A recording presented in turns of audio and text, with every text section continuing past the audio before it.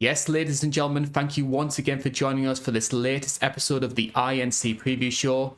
My name is Karl Bainbridge and I am joined by the man on the right-hand side of my screen. He is the Vic Reeves to my Bob Mortimer. It's Joe Neal. Joe, thank you very much for joining us. Happy to be here. I've been looking forward to this because I always love doing the preview shows. And hopefully as well, you will be able to see us in much better quality because we checked out the 277 preview show and the frame rate just went absolutely nosedived by about the 20th minute, and it just turned into a situation where it was like 5 pixels a minute or something like that. So we do want to apologize for that regard. We have made some tweaks to OBS, some of the frame rate issues. So hopefully you'll be able to see us in the best quality possible for a good hour 30. We don't know how much longer we're going to be going for, Joe. Yeah, there's got a lot we can talk about, but I won't ramble as much as I normally do, so we'll be good. All those Harry Huntsucker fans need us to talk about his moment in the spotlight. Oh, absolutely. We're getting to those 10 guys. Yeah. So obviously, the most people who follow the show will know the format. So we'll talk about the prelims and then discuss all 5 fights on the main card. And if you would like to get in touch with us on anything outside of the YouTube channel, we've got an Instagram page, Twitter at Cagefighting. And if you love us enough that you want to donate some money so we can improve this equipment even further, we've got a Patreon page as well, patreon.com/It's Not Cagefighting. And if you want to know what Joe's getting up to, Joe, where is the best place to contact you? You can follow me on Twitter at LocoJo7. I did have plans to start streaming on Twitch soon, but I haven't gotten around to that lately. So just Twitter's perfect. You can sort of like become the V1 of the OSW group, as it were, twitching and streaming for us. That's funny enough. That's actually where I was like, oh, I could do that. Yeah, huh? Like I should do that again because I used to, but not anymore. Yeah. So before we actually get talking about UFC 278, we'll discuss some of the stories which are happening in the world of mixed martial arts. And since you last joined us 3 weeks ago, there's a pretty big main event which is taking place over in November. A lot of people expected this one to be announced. It was confirmed. Israel Adesanya will defend his middleweight title at Madison Square Garden, and as many people expected, it will be against Alex Pereira. Now, I saw a lot of people really excited for this fight, and for good reason as well. It's going to be a stand-up battle. You've got the built-in storyline. You've got Pereira, who's just been steamrolling through everyone, just this brutal one-shot power. That being said, why is it that I'm maybe not as excited as what the general public is? I'm with you on this.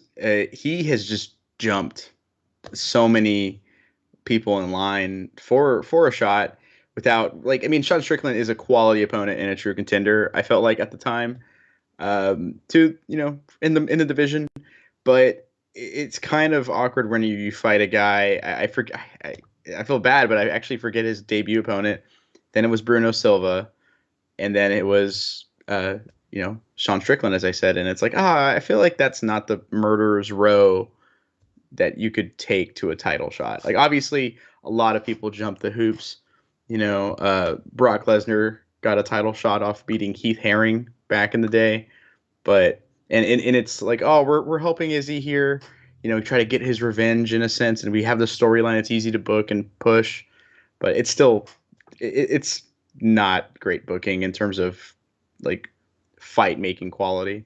And I want to stress as well, like, going into 276, I was always of the belief Sean Strickland should be fighting the winner of Adesanya versus Cannonier. So Pereira knocks out Strickland, he jumps the queue. I get that, and don't have an issue with that. But I'm in the same boat as you. I think the fast tracking, and I understand why the UFC are doing it for the business and the marketing reasons. The fast tracking just doesn't sit well with me. And I think part of the reason is that we still don't really know all that much about Alex Pereira. Like you mentioned before when you did one of your retro reviews, Conor had a lot of criticism before the Mendes fight that he was always ducking wrestlers. And it wasn't until the Chad Mendes fight that people thought, you know what, Conor McGregor is the real deal. Like, let's say if you'd put Pereira up against Derek Brunson and he stopped 3 or 4 takedowns and then knocked him out, I'd be a lot more on board. Yeah, that's like a fear I have, is like What if he beats Izzy? He beats him so bad that there is no rematch. Because I know a lot of people will go, if the champ loses, there should be a rematch right after. When that isn't the case. Like if someone steamrolls the champ, then there's no argument for it. But let's say Pereira does, and they give him like Robert Whittaker, who is a very good wrestler. He takes him down and wears him out. Derek Brunson takes him down, wears him out. Marvin Vittori.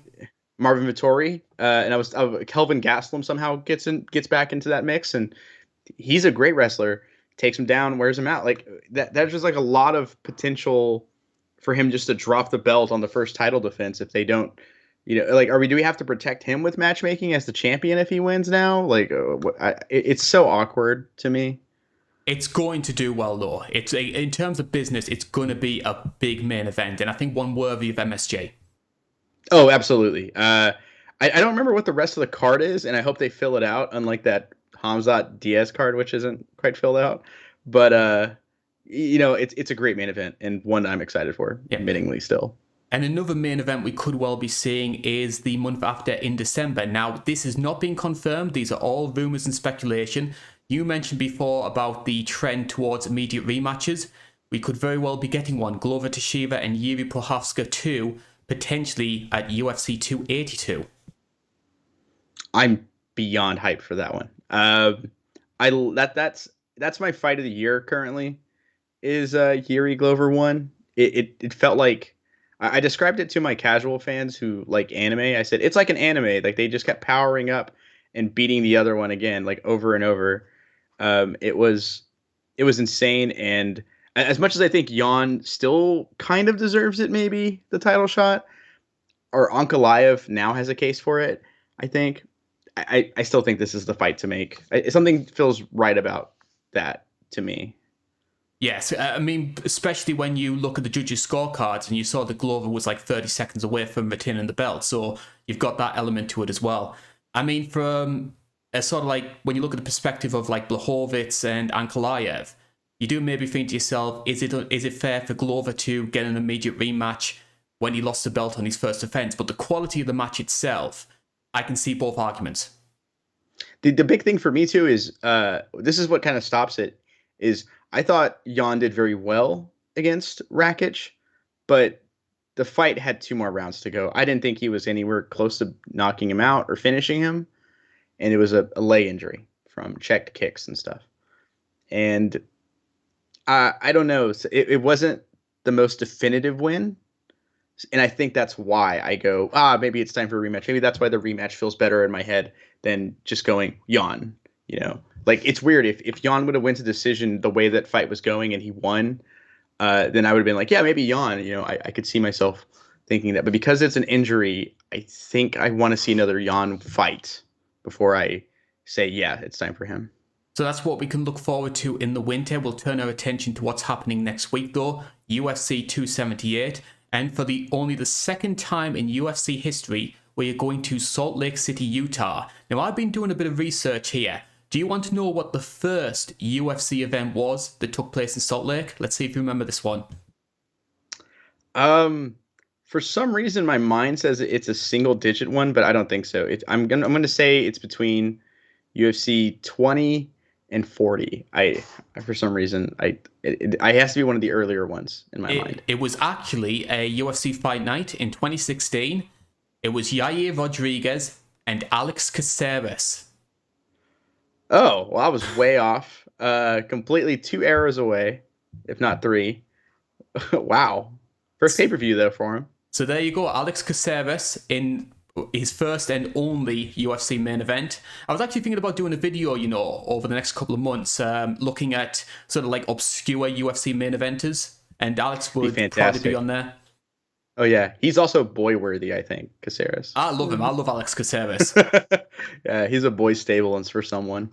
Yep. Let's see if there are any boy stable contenders on the ESPN prelims. You can see those on our screen right now. And most of the time when it comes to the prelims, you can easily identify, this guy's a future prospect, and this is going to be a barn burner. It's a little bit harder when it comes to this card, and this is no disrespect to some of the fighters who are on there. There are, though, you talked about this before the show, there are 2 names that stand out for you as potential to watch out for. Yeah, the two I have is Miranda Maverick, because I think she's really good, and I think the fact that uh, Aaron Blanchfield beat her so well just makes her look better. But at the same time, that's the only fight where, in my opinion, I've seen her. Oh, excuse me, I've seen her lose, and I thought she won the Macy Barber fight, which hurts saying I'm a Macy Barber fan. But I think she's looked incredible. And Shawn Woodson, I've been dying to see fight since November. I find Shawn Woodson a really strange situation here because we've got a guy who's 9-1, and I find it interesting to see the sort of lack of hype around him because obviously you're on Twitter for a good amount of time. You'll see Terrence McKinney and you'll see him like he talks a great fight. I will say that about Terrence, and he's got a ton of hype surrounding him. But people forget Shawn Woodson knocked Terrence McKinney out on the Contender Series. The flying knee in the first round, like I think it was like within a minute and a half. It was quick. He blasted him. And yet we're not seeing that same sort of buzz in the same way that people are about McKinney. Yeah. Another thing, too, is like he has such an unusual frame and build for featherweight. He's built like Nate Diaz. Like he's super long and lanky and very tall. And he's a featherweight. Like I think he's like the tallest featherweight I've ever seen. He looked like a monster in there to an average size featherweight. He's going to be taking on Luis Saldana, who's 16-7 in the UFC. Do you see Saldana posing any kind of threat? I never say never. I mean, Shawn Woodson is 9-1. That the experience isn't there in terms of so experience could definitely play a big factor here. But I think Woodson has it. I think that they're wanting him to get another win, maybe see how the public reacts to a big win from him again, and maybe try to see what they can go from there. Who else in particular stands out for you? Because obviously you've got Francesco Figueiredo, who's the brother of Davison. 13-4 record. He's going to be taking on Amir Albazi. So that could be a fun flyweight bout. I'm very interested about the headliner for the ESPN prelims, in particular Leonardo Santos, because this guy's record may be one of the strangest, because he was like unbeaten for like 10 years or something. He's insane. He wasn't a finalist, but I think he lost in the semifinals to Ponzinibbio in one of the Tough Brazils. I think it was Tough Brazil 2.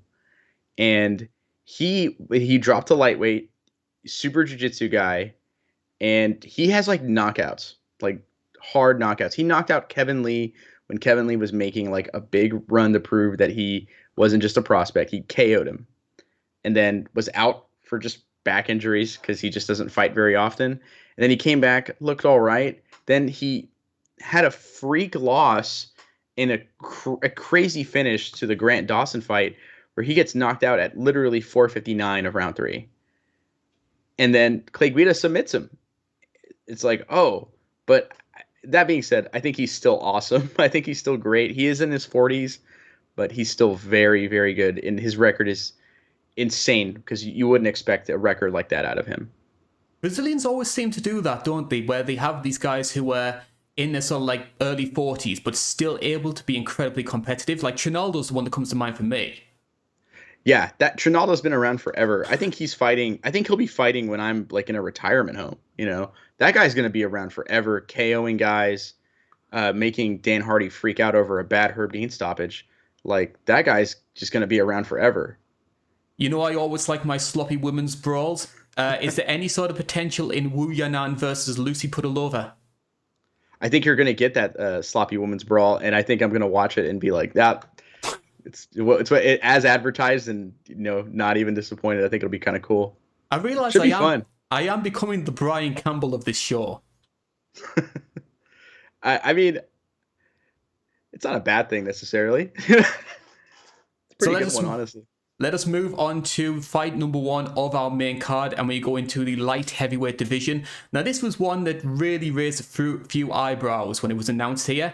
Tyson Pedro, the great Australian prospect. Of course, he returned to action after 3 years away with ACL and knee injuries.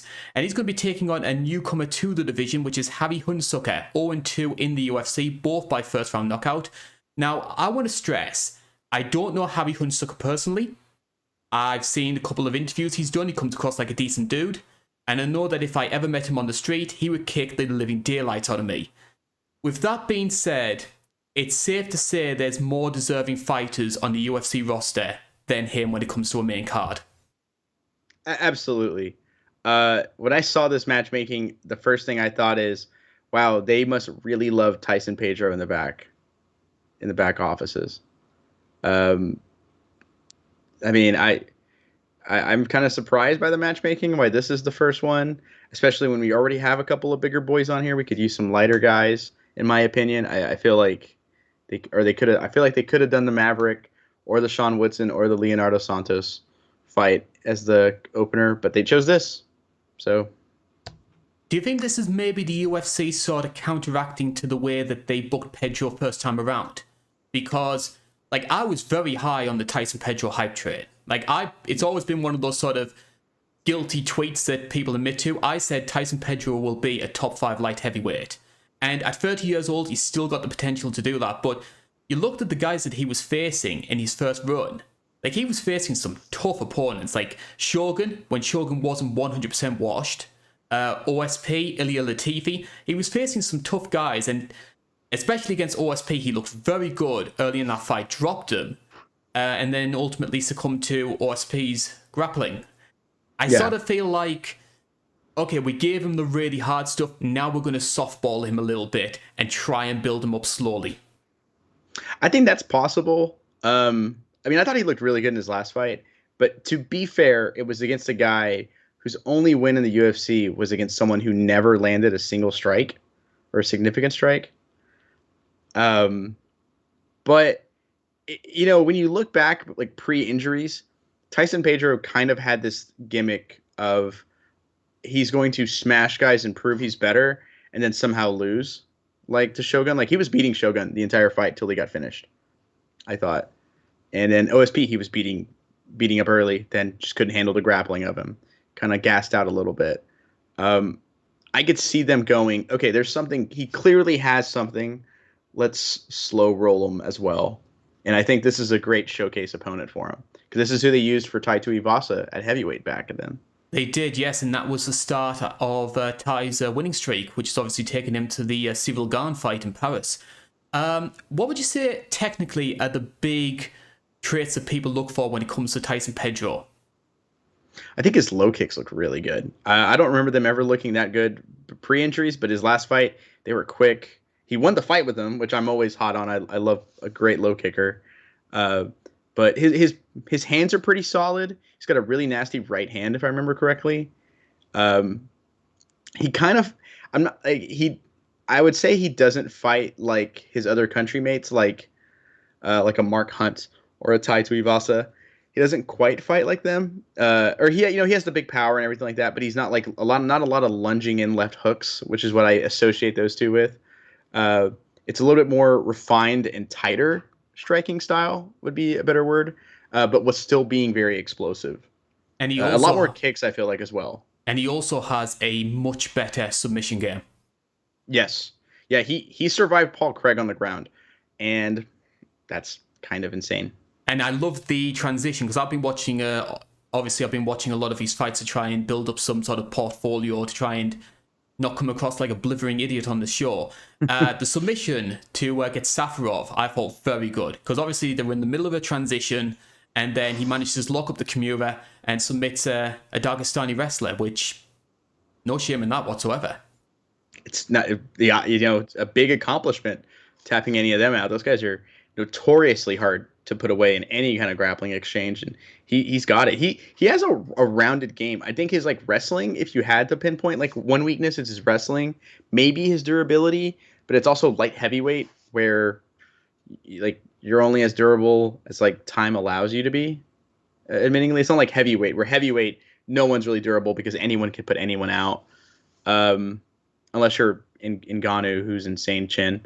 But of Andrei Arlovsky, who just always points fights you for like the last 5-7 years.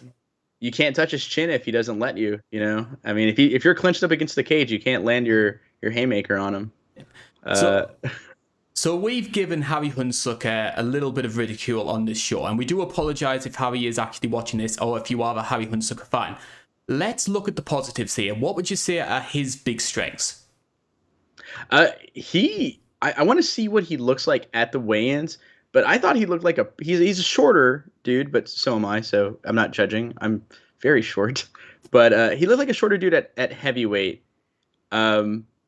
But he had some speed to him. He wasn't as fast as Tai Tuivasa, who's a very fast heavyweight in my opinion, but he had a good size to him. Like despite being short, he's very like stout. Looks like he has a good center of gravity. If he makes this cut to 205, he very well could actually just outsize and outstrength Pedro. Like legitimately, he was a solid size heavyweight. I thought in terms of like his build and everything like that. So that's definitely a big possibility. His hand speed's the big thing that stood out for me. I was surprised to see how quick he was. Maybe he wasn't the quickest, but there does seem to be this sort of like painting of Harry Huntsucker as this joke figure. Look at him, he loses all the time. Yeah, no, I was actually very impressed by how quick his striking was. I will say I've done a bit of reading on Harry Huntsucker's MMA record here. So his opponents have a combined 31 and 57 record of all of his victories. Only one of those came against an opponent with a winning record, which was the 4-3 Billy Big Sexy Swanson. Great nickname. Yes. I think he might have fought for the PFL actually a couple of times. Yep. So a lot of people are painting this one as a bit of a showcase fight for Tyson Pedro. He is at the moment a minus 850 favourite, so he's the biggest favourite on the card. Most people think this one's going to end in the first round. Do you see it going that way? Yeah, I will say this: he was finished twice in the first round at heavyweight, and unless that's like his natural weight and he just wasn't cutting at all to make heavyweight, like if he was just that was like his walk around weight, cutting weight does affect your durability. Like you take a look at like Darren Till, who got rocked in his last two fights at welterweight, cut a lot of weight to make that weight. And then at middleweight, he took shots from like some really tough big dudes, and yeah, he's fine. Flyweight Dillashaw. Dillashaw went out with. Well, I mean, Dillashaw went out because he took that haymaker of a head Henry Cejudo has, but that is a monstrous head. Tito. Like I have a big one too. Definitely Mexican genetics with me, Tito Ortiz, and Henry Cejudo, but man, he puts us to shame. But still, like even then, he was still like hurt instantly from it. Cutting weight does affect durability, and I think that could affect Harry Huntsucker here. I'm going to be leaning towards Tyson Pedro in the first round. I think the UFC are wanting that as well, based on the matchmaking. That being said, though, would it be the most UFC MMA thing in the world if Harry Huntsucker drops down to 205 and suddenly becomes this like powerhouse, unstoppable monster? He could be like Jared Cannonier, It will work like for Jared Cannonier. Yeah, Cannonier, like he could be at 185 in next year and be getting ready to fight Adesanya. I mean, Cannonier had losses at heavyweight and 205 before just hitting the mark, and at 185. Fight number 2. Now, this one has, in my opinion, much better matchmaking. I actually think the UFC have done a really good job with this one. We're going up to the heavyweight division, and it's Marcin Tybura who is taking on Alexander King Kong Romanov, which has to be up there with one of the best nicknames in the UFC. Personally, though, with a surname like Romanov, he should have called himself the Tsar. I like that. That would be good too. Yeah, I love my Russian history. Oh, yeah. Yeah. Betting odds for this one, they see this one being a lot more one-sided than I think it is. Romanov is a minus 360 favourite. You can get Tybura at plus 275. Now, Marcin Tybura, I'm going to give Tybura a lot of praise here because a lot of people forget this. Around 2002, not 2000, we're going back 21 years ago, around 2020 and 2021, the guy had actually put together a really good winning streak. He gets the match against Volkov. It's a bit of a bore, it has to be said, and now he's back in this sort of like top 8, top 10 gatekeeper role. He built that streak up though, and like losing to Volkov, I don't think is any, knock against you. I mean, Volkov's obviously a very, very talented guy, and he's going to be top 5 probably until at the very end of his career at heavyweight. Um, I'm honestly, what a crazy turnaround for him, because it felt like just not that long ago that he was like kind of just a guy they would toss in to lose at heavyweight. And now, he made a really big turnaround, and I don't think those odds were kind of shocking me. That was the first time I heard them. I'm surprised. And a couple of decent wins in there as well. There's some quite big names on his resume. Walt Harris, Greg Hardy. That basically started the fall of Greg Hardy, beating Marcin Tybura, beating him in quite one-sided fashion. Ben Rothwell, Sergei Spivak, who's on great run of form as well, Spivak right now. Stefan Struve, Andrei Arlovski, we mentioned him earlier on in the show. Pretty solid names. Yeah, he broke Greg Hardy. Walt Harris, I think, is a quality name at heavyweight. Andrei Arlovski, we laugh about him, but he is still beating guys. Like, just because like they're not the greatest fights, and he's gonna do it until the end of time, doesn't mean like he's not beating guys. Like, him beating guys makes him quality, and he's also a legend. Great turnaround, I think, for him. But he is an underdog to Alexander Romanov, 16-0 in the UFC, a fearsome wrestling game.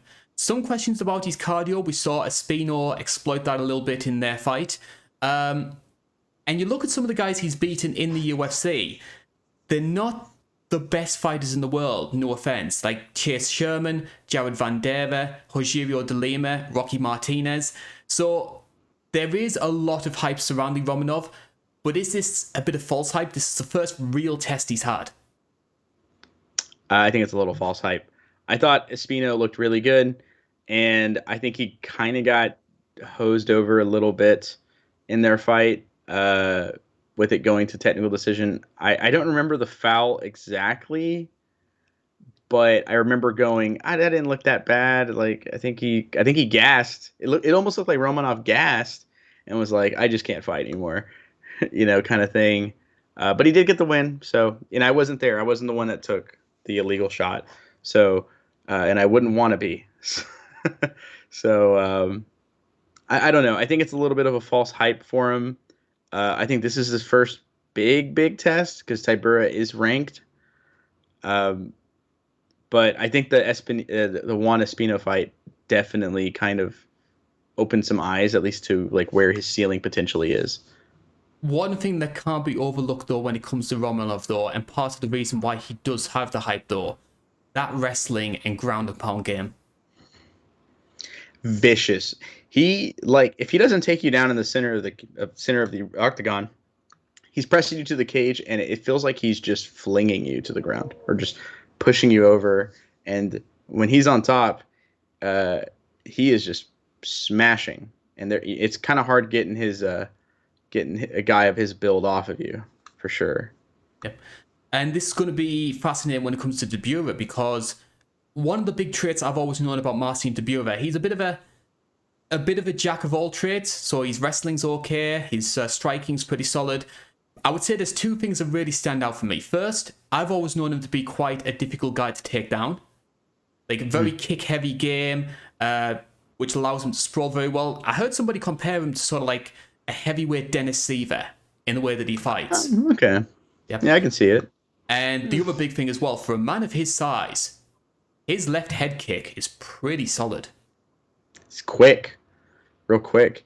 I have here in my notes, Tybura is like a kind of a meat and potatoes jack of all trades as well. Like, he's not the fanciest guy out there. He can be, like obviously like a left high kick is quite fancy, but it's very like he kind of almost whittles you down in the sense. I can say it's that. Always how that's kind of how I interpret it. He kind of breaks you down and whittles you until it's just no moss, Roberto Duran style. A lot of people are framing this one as striker versus grappler, and like bearing in mind the sort of wrestling game that Romanov possesses, what would you say is Tybura's best strategy? Do you think he's going to try and like keep it at distance, make it a bit of a point fight? I think the best line of attack for him is make it a point fight for about a round and a half, and then start looking at how he's breathing. I think snap kicks up the middle are going to be good. Kind of playing, keeping on the outside, of course, the snap kicks are great, but like hitting the body, his cardio is questionable. So the body is just putting money in the bank. And once this guy starts getting kind of tired and you feel confident in stopping him from clinching up with you, you can kind of start pressing into him a little bit. But I think his style, I think Tibero's style is naturally plays really well into Romanov. He's going to whittle you down. Whose gas tank's better? It's got to be mine, and then eventually puts him away. I definitely can see that here. So you have to put your money where your mouth is. Who's winning this one, and how is it going to be done? I could see. I think it's going to be a Tybura decision. It's funny I'm saying a decision for a heavyweight fight, but Tybura's power and finishing, like he is a finisher, but I don't see him on like the level of like an insane finisher in my mind. I never do. And I'll give Romanov the benefit of the doubt that he doesn't get put away, but I think he will lose. I'm going to pick Romanov to win this one by decision. With that being said, though, I can see a situation where he uses his wrestling to win the first 2 rounds, and then the cardio issues maybe start coming to the fore. If Tybura is going to win this one, it's going to be in the 3rd round, and it's going to be like an accumulation of strikes up against the fence. Herb Dean steps in, that sort of situation. I think that's the only way he finishes it, realistically. Yeah. Is that exact way. That being said, though, we talk about Romanov's conditioning issues. He did look a lot leaner against Chase Sherman. That's right. Yeah, that was his most recent fight, wasn't it? And I always think Espino was, but no, it was the Chase Sherman one. He did look leaner, because the name King Kong didn't have the body of King Kong for sure before, but now he's leaned up, so maybe his cardio is a lot better. Yeah, shave the head as well. Like the Moldovans, once they shave their head, they become powerhouse wrestlers. Like Sergei Spivak, he's been awesome since it's like the reverse Samson and Delilah. Yeah, it's the only way. Maybe I should do that. Hold on. I'm not Moldovan though; it wouldn't work. Yeah. And how refreshing is it as well to have a heavyweight gatekeeper fight that doesn't involve Derek Lewis? Oh, it's fantastic. Or Andrei Arlovsky. I feel like I'm not trying to rag on Arlovsky, but I see him a lot. I feel like, but yeah, I like seeing new fresh blood, even though Tybura's been around forever. But I like seeing that in heavyweight. Like light heavyweight and heavyweight are my 2 least favorite divisions. So luckily we get to open the card with some fresher names on this, which is great for those divisions. I think getting new eyes on new names is fantastic. Least favorite real division, because I assume you're not including women's featherweight. I didn't even know that's a division. They need rankings for me to acknowledge it. All right, I think Macy Chasson may legitimately be the number 1 ranked women's featherweight right now because she beat Norma Dumont, didn't she? She did, yeah. Oh, dude, she's number 1 then, yeah. State of that weight class. Poor Macy. She deserves so much better, but she is fighting Aldana next, so she's going to get a pay-per-view showcase. Mm-hmm. Yeah. Speaking of pay-per-view showcases, we move on to fight number 3. Now, this one I am really, really looking forward to. It's the number 3 seed in the bantamweight division who is taking on the number 4. Jose Aldo taking on Merab Dvailishvili. Betting odds for this one, it's too close to call. Merab is a slight favourite at -120. Jose Aldo, you can get a +110. And I'm going to start off by saying this point. A lot of people forget this, but when he was the featherweight champion, it's safe to say Jose Aldo was a bit of an acquired taste. People used to consider him a bit of a point fighter. He didn't speak much English. Of course, 13 seconds happens. He becomes a bit of a figure of ridicule. But I think since moving to bantamweight, there seems to be a real reclamation of Aldo as this sort of like the grizzled veteran who's still showing these young kids how it's done. It's kind of weird because I consider Aldo to be the best featherweight ever. I think he's the featherweight GOAT. But I feel like if I said that, like maybe like right around the time, like right before the Marias fight, I feel like people would have like disagreed with me like hardcore. Where now, I mean, obviously things have changed at featherweight. Max isn't king anymore, but I feel like now it's kind of like a common thing to be like, oh yeah, it's Aldo still, But it seems like his respect has just flown through the roof, and it's made his career in retrospective even more respected with this uprising he's had. I wonder if part of this is because we can't beat around the bush. Jose Aldo is now 37 years old. And I think maybe part of the reason why fans are so appreciative is because, he could very well say after his next loss, you know what, that's it. I'm not going to be a champion again anytime soon. I could very easily call it today. And I think there's maybe a lot of people who are sort of getting behind him knowing it could be the last time. Yeah. Honestly, when I think about it, in fight years, he's like 80.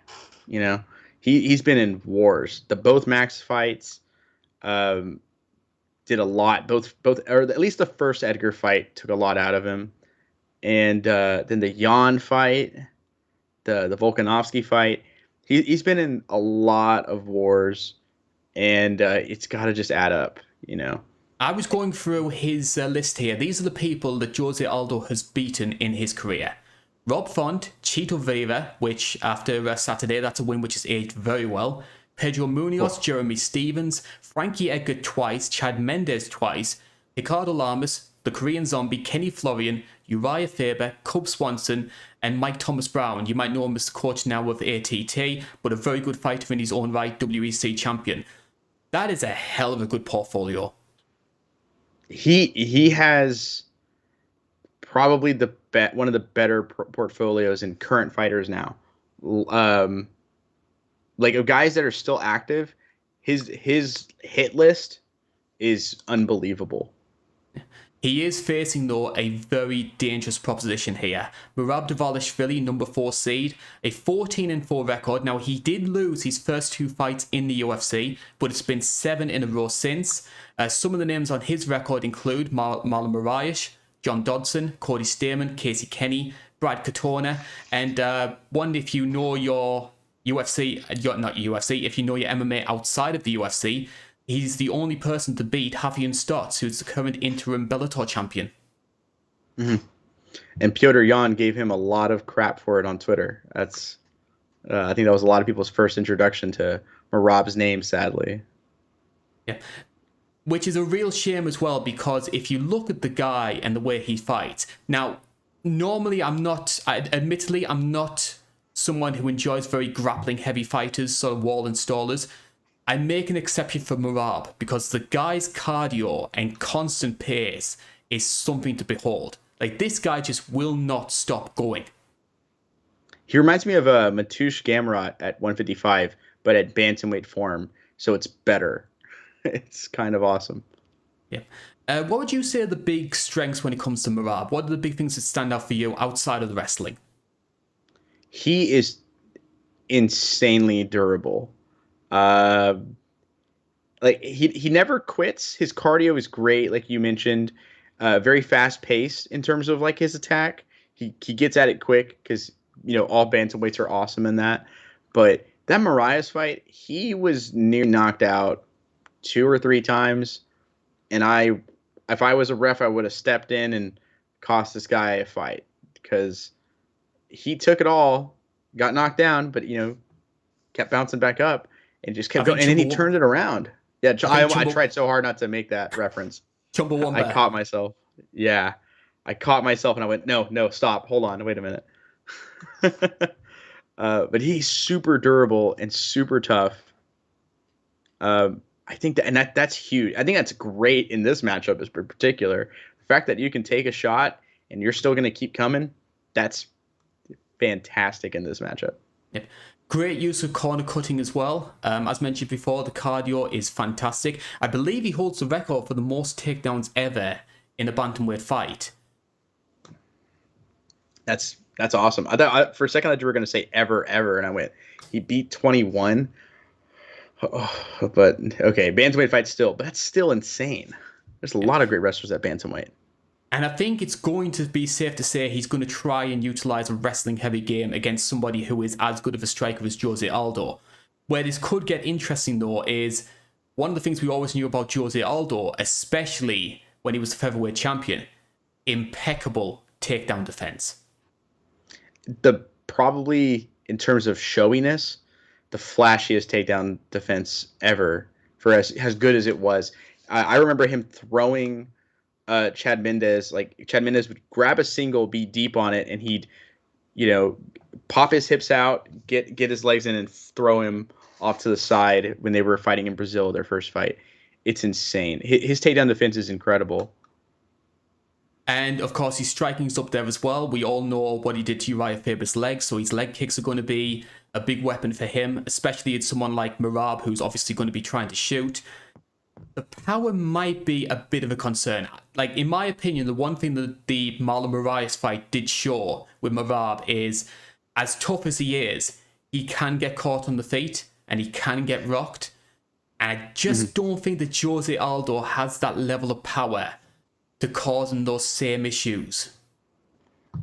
I think he could, but Moraes definitely has more power in the division. Because you do lose power when you cut down to 35, like Aldo has. But I still think he can, based on the Rob Font fight, where every time he hit Font with something clean, it looked like someone shot Font out of a cannon.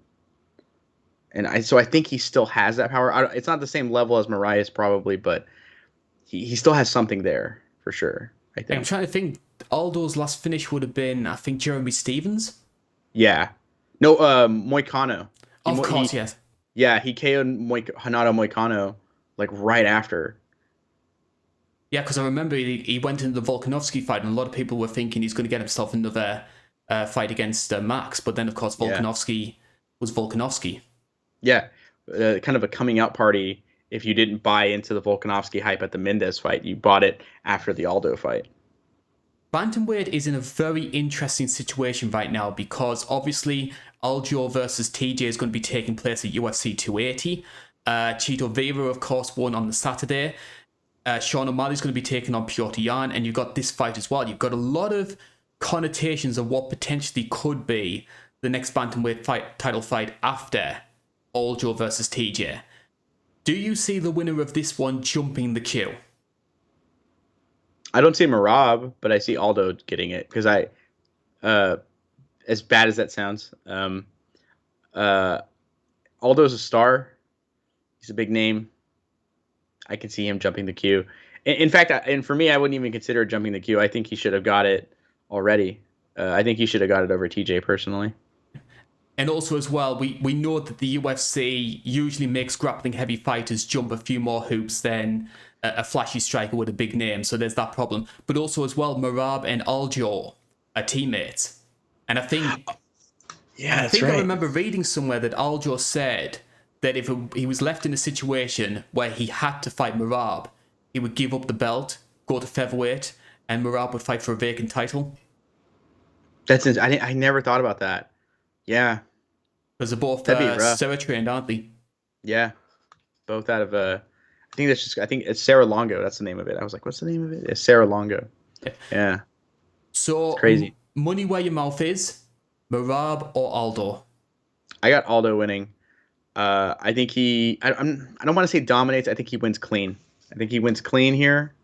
I think when you styles make fights, and when you look at their styles, I think Aldo has the striking advantage, and I think he avoids this takedown for 3 rounds. I think a prime Jose Aldo will win this fight, but a 37-year-old Aldo who's making the cut to bantamweight, I'm going to lean towards Merab. I can see 29-28, but I think Merab's going to get the decision. Okay. Yeah. I think it's fair. I think this fight is very close. Yeah. I think the odds being pick'em makes sense, but I do think Aldo is, in my opinion, my favorite going in. I'm feeling really awkward, because we just seem to be disagreeing on all the results. We've been so distant lately too. I don't know what's going on. I think it was something you said to me on Twitter. I'm going to blame that. Oh yeah. What have I done? For main event time now. Now this one is a real wild card fight. I am very interested to see which way this one goes because Paulo Costa is going to be back in action. He always fights once a year. This is his obligatory one fight in the UFC.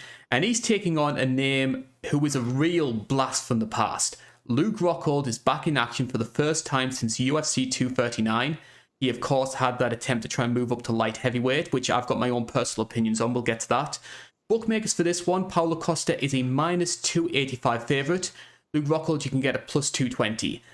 We're going to start with this question for you, Joe. When people talk about Luke Rockhold, the first thing they immediately mentioned is his chin.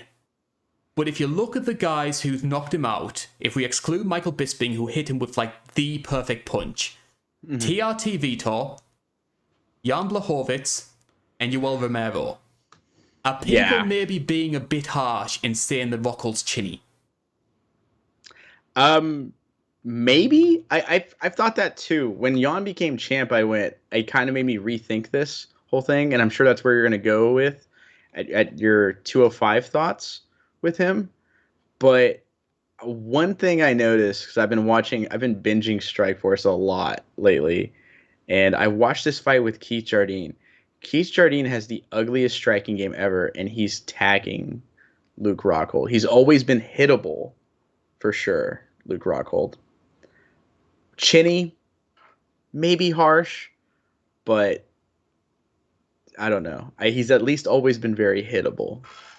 Like, I've always been of the belief, and I'm in a minority about this, I wasn't against the idea of Rockhold going up to 205. Because he is a massive middleweight. And the cut was getting hard for him, so I think moving up to that extra 205, I think would have done him the world of good. Where I think he made the mistake, though, was bulking up too much. Like, the guy looked like 90s Mark Coleman, just like his arms were just ridiculous. And he ended up gassing himself out.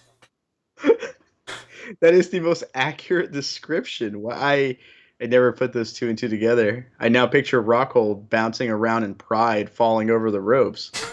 I was really excited for him at 205.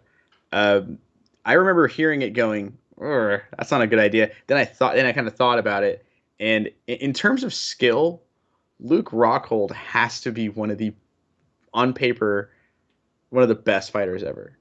A fantastic striker, explosively powerful kicks, and like a legit S-tier, God-tier level grappling game.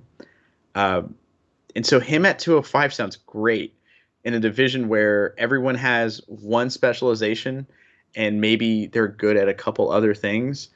Rockhold being very good at everything sounds great, but he was definitely too big, and I think 100% overlooked Jan, like 90% of us at the time did, in fairness.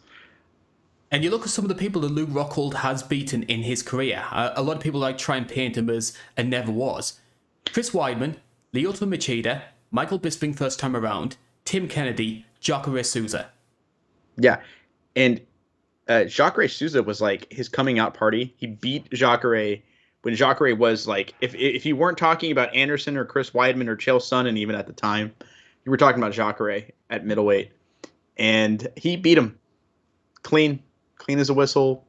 Definitely clear winner. He beat him. No one knew who Luke Rockhold was unless you knew you grew up in like Southern Cal over like around AKA and stuff. You didn't really know who he was, and he showed up. He's also beaten, like the Machida one was crazy.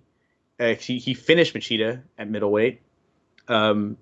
He beat up Tim Boesch like a lot of people were, because Tim Boesch at the time was like the gatekeeper at middleweight. But how he did it was so clean and just unbelievable. He had him in a mounted reverse triangle and then just Kimura'd him for fun.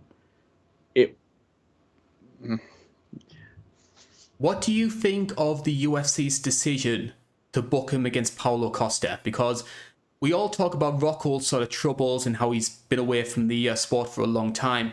Paulo Costa, like especially around the time of the Marvin Vettori fight, there was a lot of people thinking, is this guy mentally in the right place? He was being quite bizarre on social media. There was a whole thing about wanting the fight moved to 205, which eventually happened. He does seem a lot more focused this time around, but there is still that niggling thought of, is this guy the same sort of marauder that went toe-to-toe with Yoel Romero and came out on top? I think the matchmaking is weird for the first part. It feels kind of cruel to Rockhold.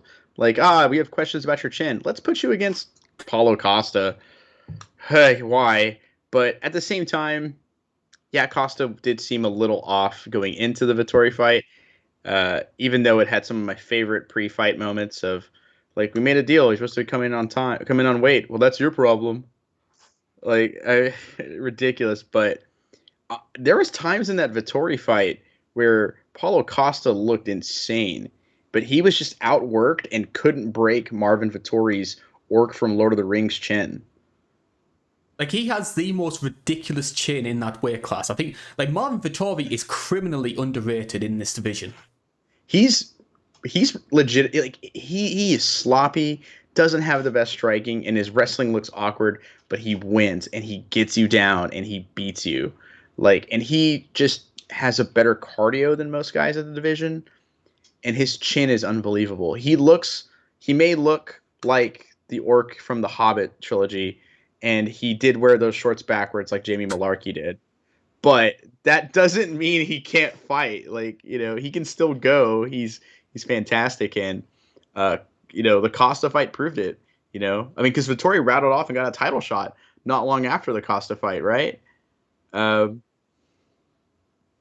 big thing that stands out for me when it comes to Paulo Costa, you look at his record: 12 wins by stop. 12 of his 13 wins have come by stoppage, 11 of them by KO. I think there was a run before, I think, the Uriah Hall fight. Happy retirement, Uriah, by the way. Where I think every one of his fights was finished in the first round. But it wasn't like he was this big sort of one-shot knockout artist. He wasn't Yoel Romero. The way he was doing it, which I think is one of his biggest strengths, pressure. He will just come forward all the time, back you up against the fence, and then tee off on you. His fight, this was my debut with him because I didn't watch the tough Brazil fights where he first showed up. But my like debut for him was like seeing him fight live was Johnny Hendricks, another Oklahoma boy like me, and that is, I think, still to this day the blueprint for like how does Costa fight that fight. He stalks you and he blasts you with hard body kicks. If you move to his right, if you move to his left, you're walking into a left hook. Next thing you know, you're cornered. Kind of like how Matt Brown did during his like great run at 170 years back. He corners you and then just blasts you with bombs. And they might not all put you out, but you're going to feel every one of them. Great body work, great shots to the head. And that second that one catches you, you're going down. He hits like a truck, but he has just fantastic pressure. But he does have a tendency to get caught coming in. That is something we have seen a lot of people do. Like you mentioned the Johnny Hendricks fight, which, yes, it was one-sided, but where Johnny did have a lot of success was when Paulo was coming in and he was able to tag and then move out the way. Adesanya caught him in the same way. Yoel Romero also dropped him as well. Uriah Hall dropped him, which a lot of people forget. Yeah. So I wouldn't call him like glass-chinned or anything like that, but he can be a little bit careless for his own good. Yeah, when you walk in, it's like thinking of like a car crash. A car running into a wall is devastating, but a car running into a car coming its way is even worse. And that's how you have to think about it when you're stepping in to a guy who's countering you like that. And Rockhold definitely does have a counter striking game that's very good. That is something that Costa has to be a little worried about for sure. And the body kicks as well. Because if Costa has the same cardio issues that we saw against Yoel Romero, a guy like Rockhold, who just hammers the body with his kicks, he can exploit that. He knocked out Costas Philippou back when that was a name that was very, very much respected at middleweight. And he also has, Rockhold has the best looking question mark kick. Tough luck, Holly Holm. It's Rockhold has the best looking one ever. And the body kicks are definitely a way those get set up. So that's something that Costa has to think about. There's a lot of threats that Rockhold still has. He could be this proverbial glass cannon, but Costa can't treat him because there's still a cannon at the end of that. For me, this fight is going to be based on how rusty Luke Rockhold looks. Yeah. Is this going to factor into who you're picking to win this one? I think talking with you, kind of breaking things down, has opened the door for me to lean towards the Rockhold a little bit more. But I think if Costa comes in shape, I have this theory that he's going to do the same thing he did to Vettori. That fight, this co-main event's going to be at heavyweight this time too. Man, after that craziness last year, I just expect it from now. I want Costa to prove me wrong. If he comes in shape, motivated, then he's got this. But if he had way too much fun flirting with Kay Hansen on Twitter, then Rockhold could definitely keep him out for 3 rounds, and maybe we could even see the grappling of Costa, which we haven't really seen. I would love to see Rockhold try and grapple. Rockhold's grappling is honestly the best part of his game. I agree totally. And we were mentioning before about the middleweight division and how part of the reason Alex Pereira is getting a title fight is because the division is so short of contenders. We could maybe say if Luke Rockhold comes in, beats Paulo Costa with a grappling heavy style, you could put him right back into the title picture. Maybe not immediately, but another win or so against someone like a Whittaker or a Vettori. He's right there. Oh yeah, if he wins this fight definitively, they're going to throw him into a number 1 contenders fight ASAP. Because it's a name as well. Yeah, he's a former champion. He's a new name, and he's a big name. I could see them giving him Rob right after this. Yeah, I think. Is it going to happen though? Is Luke Rockhold winning this fight? I don't think so. I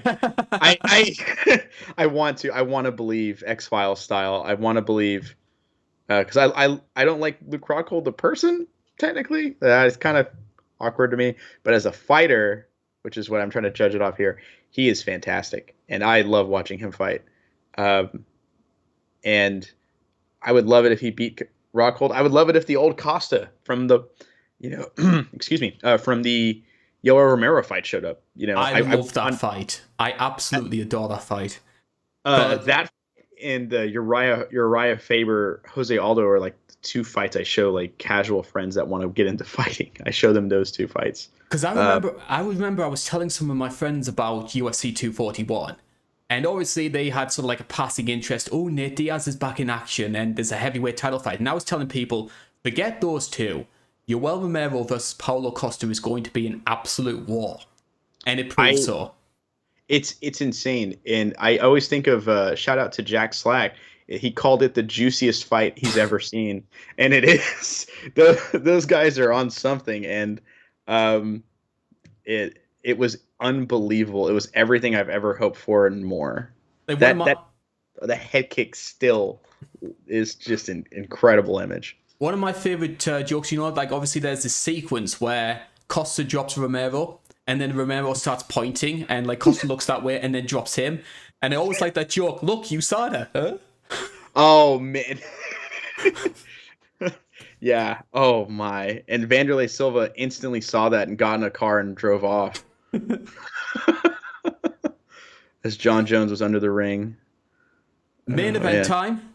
We're going to be talking about the welterweight division. The welterweight title is on the line on this one. Kamaru Usman, our long-reigning champion, he faces a familiar foe in the form of Britain's Leon Edwards. So, betting odds for this one, the 2 men first fought back in December 2015, which I believe was on the Fight Night Orlando card.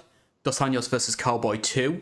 And for that fight, Kamaru Usman was a minus 230 favourite. You get Leon Edwards at plus 210. This time around, the gap has widened. Kamaru Usman is now a minus 360 favourite. If you are backing Leon, it's plus 270. We ran the poll on the INC YouTube page. Now, originally, it was fairly close, about 57% to 43% when it first opened in favour of Kamaru. That gap has widened, and now it's 68% for Kamaru Usman to win this one. And I was doing a little bit of research just to put this into context of the first time that these 2 fought on that Fight Night Orlando card. So these are some of the things that happened on that show. So in our co-main event, we had Alistair Overeem taking on JDS. Michael Johnson took on Nate Diaz, and Nate, of course, made that call out of Conor McGregor, which ended up transforming his career. And the UFC debuts of Francis Ngannou and Valentina Shevchenko. Wow. That's a more happening card than I remember it being. Because I always remember that card for the main event and for the Nate Diaz call out. Wow. Just makes you think how quickly time's flown by. and how good Fox cards used to be. I kind of miss Fox cards, but I guess I shouldn't complain when I get to watch a fight every weekend practically. And from a British perspective, it's a big one for us here in the UK because Leon Edwards will become only the 4th British fighter to compete for a UFC title. The other 3 being Dan Hardy up against GSP at UFC 111, Michael Bisping, who got the job done at UFC 199 up against Luke Rockhold, and Darren Till, who lost to Tyron Woodley at UFC 228. So, given those other 3 names, where would you say Leon's chances lie? Would you say he has more or less of a chance than those 3? I guess I'm just gonna say it out front. He's the 4th, you said, right? Yeah. The 4th. He's about to be the 2nd champion, I think, actually, behind Bisping. I think his chances are huge here. And I think he's got a great shot here. And what would you say are the big things that you're seeing from Leon Edwards that makes you think that he's got a chance? Well, add a little bit of context here. 19-3 record. His last win came against Nate Diaz at UFC 263. So we could very well get a situation coming up where the next 3 UFC welterweight title challengers all beat Nate Diaz to get their title shot. Oh, Lord, what a world we live in. Yeah, so Leon for 24 minutes looked unstoppable against Nate Diaz. I blacked out and forgot that last minute. So, and I know Leon did too, but take my little shot when I can. But I think the big thing here is if you look at how they've both progressed. I'm always, when it comes to rematches, I always look at who has leveled up the most since then, right? And you could argue that Usman has leveled up the most, but I'm going to say that Usman did, but it kind of started plateauing. I think his knees are very badly shot. And while his striking has improved leaps and bounds, I think it's starting to regress a little bit. His striking in the Colby fight was great for 1 round. In the 2nd round, he smelt blood and went for the finish and got a 10-8 round, I thought. But in those last 3 rounds, I don't know if it was emotion where he kind of punched himself out or like just angry emotion because he wanted to knock him out so bad. He's just swinging for the fences left and right. But I didn't think it looked great in those last 3 rounds, for sure. And somebody made a really good point when it came to Kamaru Usman striking. Now, I share the same sentiment as you. If you compare Kamaru Usman's striking on his road to the UFC title and what he's doing now with Trevor Whitman, who I still rate very highly as a coach, it is leaps and bounds difference. Like, the fact he has so much confidence in his stand-up ability, and he's become one of the most, dare I say, one of the most exciting champions to watch in the UFC because of that striking. Yeah. But someone did point out it's a very counter-attacking style, which, when you look at the first fight with Leon Edwards, the way that Usman beat Edwards was pressure.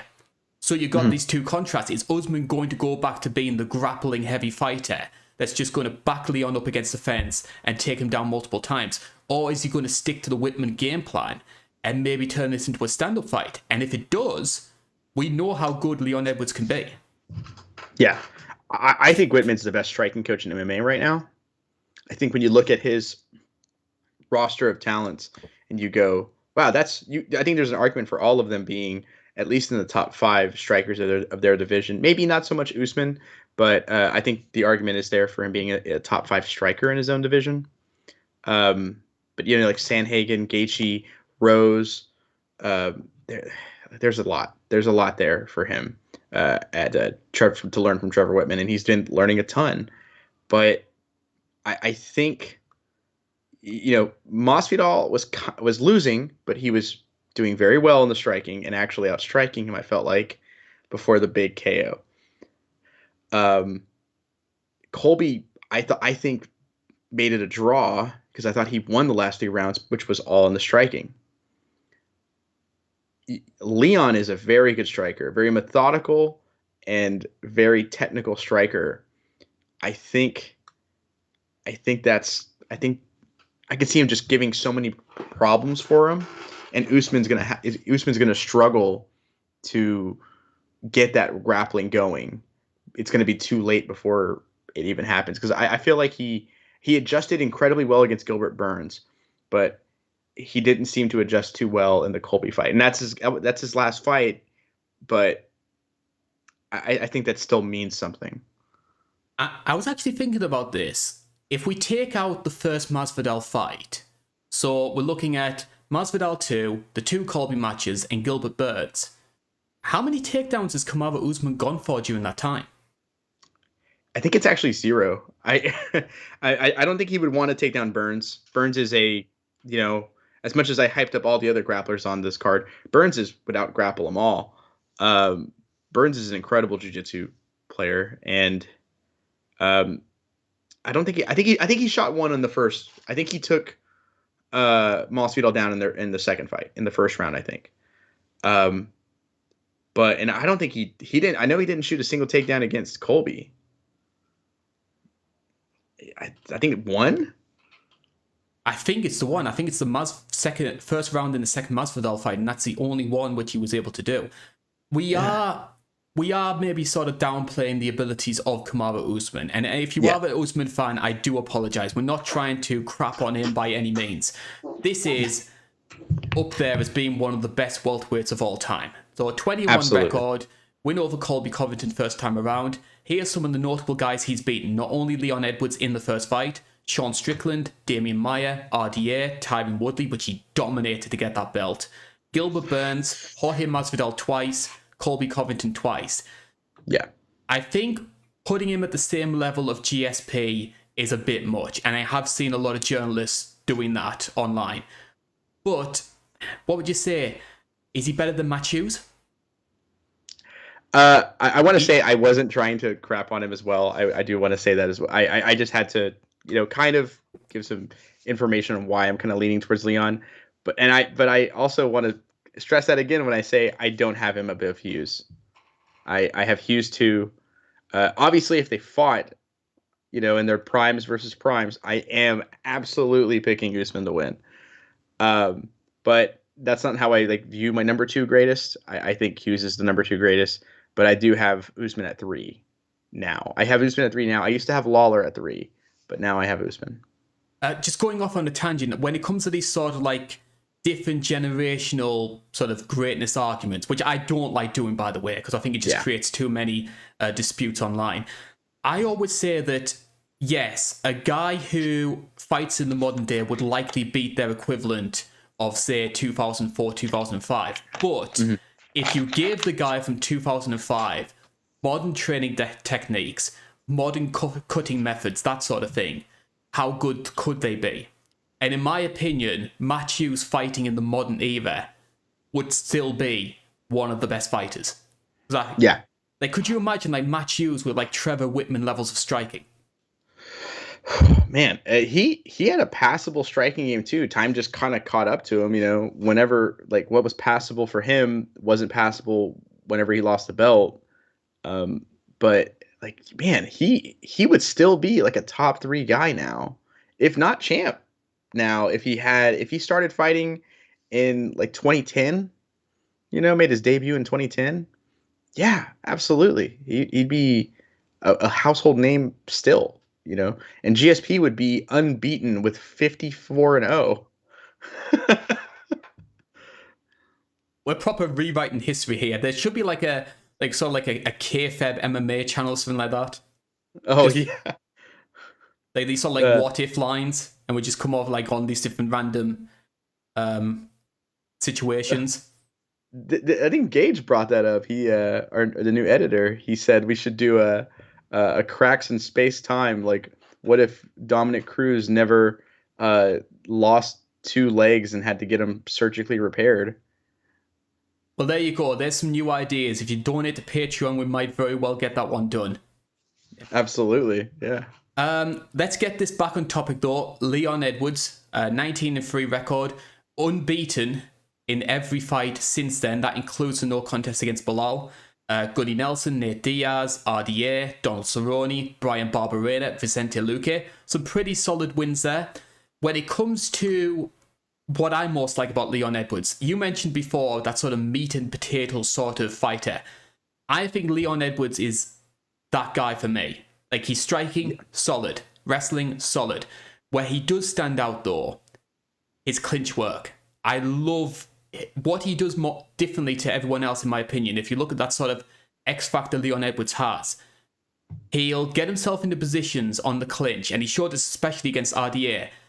And as they release, he'll use that to throw the elbow in. I think he dropped Gunnar Nelson using the same technique. So that's and he beat up Donald Cerrone with it. He's very clever in the way he uses the clinch, which you don't see all that much in modern MMA. Yeah. He's the most active elbower in modern MMA right now. In like the stand-up. Like he elbows a ton. I know everybody loves to say like Tony Ferguson, who has the best elbows, like in terms of the spectacular fashion. But I think Edwards, if there's a stat for it, Edwards has to be the most active elbower in MMA. He'll be in a double underhook, and he'll try and fight for wrist control on the overhook side. And from there, he'll launch knees to like the gut, like right in the solar plex. And if the opponent goes, I don't want to take these knees anymore, and tries to escape, he'll elbow you on the way out, if he's not already elbowing you already at that point. I think it's safe to say that for whatever reason, Leon Edwards seems to be a bit of a figure of ridicule, unfortunately, among a lot of MMA fans. Like, he gets it from the Colby fans, the Nate Diaz fans, the Usman fans, the Masvidal fans. There's a lot of fan bases that seem to really have it in for him. If Leon Edwards was to win this fight, would this finally be the moment where people sit up and say, you know what, regardless of what I think of him from like a personality perspective, job well done, applause. Is that going to happen? Is he finally going to win people over? Or does it have to be the method he wins? I think if he wins the way I think he will, which is by decision, if he wins by decision, because he isn't a big finisher, I could see there being like a honeymoon period of like 2 weeks where we go, that's so good, so awesome for Rocky Edwards, like Leon Rocky Edwards. It's fantastic. And then like right after that, it's like, remember that time he nearly got knocked out by Nate? Or then it'll be like, remember that when he got the 3-piece in the soda? Like, it's going to instantly cut back to that, I think. But if he wins insanely early, insanely dominant, and just vicious fashion, I think people will be a little worried to say about that. I think that honeymoon experience kind of gets tossed into another couple months. It extends it. When it comes to Kamaru Usman, you mentioned before you currently have him number 3 in your greatness ranking. Yeah. We don't know how much longer Kamaru Usman is going to be in the sport. And one of the reasons why I'm personally picking Leon Edwards is because I think 35 years old, maybe with one eye out the door. He's commented on his knees a couple of times. So it's one of the reasons why I'm rooting for Leon Edwards. But let's say Kamaru Usman wins this fight and then beats Chimaev and then walks away with the belt. Does this change your perception of him? He's number 2 at that point. Yeah. If he beats Edwards, I'm going to look at him. I'm going to probably end up tying him and Hughes.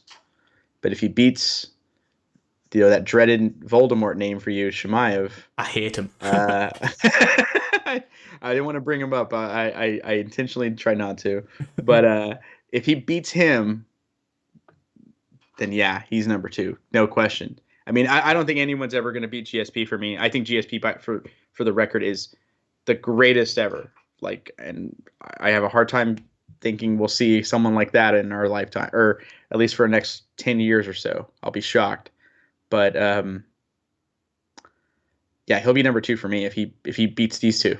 No question. Because the thing with GSP is, like, a lot of people just say, like, look at the number. It's the number of defenses. It's the defenses and the lack of vulnerability he showed during his title reign. Like, he was 50-40-fying everyone. Like, I can only think of like 2 times he looked vulnerable during his reign, which was the Johnny Hendricks fight, which in my opinion he lost. I scored round 1 for Hendricks. And the other one was the Carlos Condit head kick. And he still came back and won that round. So those are the factors which, bear in mind, that's why for me, I personally think GSP is number one as well. Oh yeah, I when you look at like a GSP, you go, okay, well where's his weakness at? Is it his jiu-jitsu? He's out grappling jiu-jitsu guys. Well, is it his wrestling? He started wrestling at like 22, and he's the best wrestler in MMA history. Is it his striking? No, he has the best jab in MMA. Like he's got great kicks. He has a lot of names. He smoked them all. Like the only weakness of his isn't even a fault of his really. It's whatever. Is he wasn't that exciting sometimes. He could be a snore, but that's not his fault. At the end of the day, he's doing his job. He was untouchable. It's insane. So it's time for you to become Gianni the Greek. Where are you putting your money for this one? Who's winning this fight? How's it going to happen?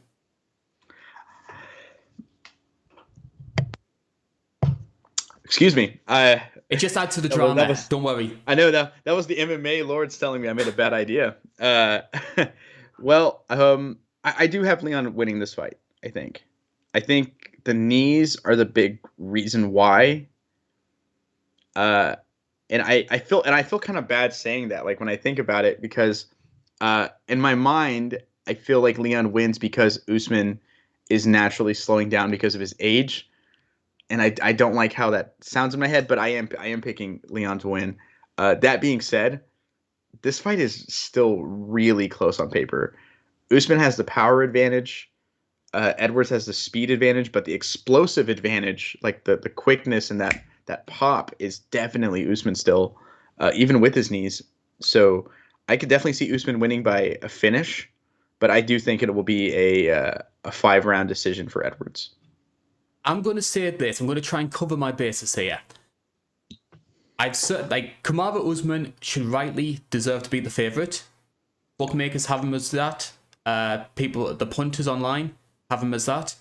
But the line should be a lot closer than it is, and there is an avenue for Leon Edwards to win this fight. 100% agree. Yeah. And I've just started losing my voice. It's the same as you. It's like the MMA gods saying, oh, you're making the wrong call here, Karl. Yeah, maybe. You know what? Change mine to Usman winning. Something's wrong in the air. It's storming here now. Yep. So that is the sort of surreal note that we are ending the UFC 278 preview show on. Joe, you are going to be making your monthly invasion onto the main channel. So it's going to be one of your retro reviews. We sort of touched on it before. We gave the nomination. It was going to be a British fighter in a title fight for a major promotion. So we gave them 4 nominations: UFC 111, UFC 199, UFC 228, and Strikeforce Diaz versus Daly.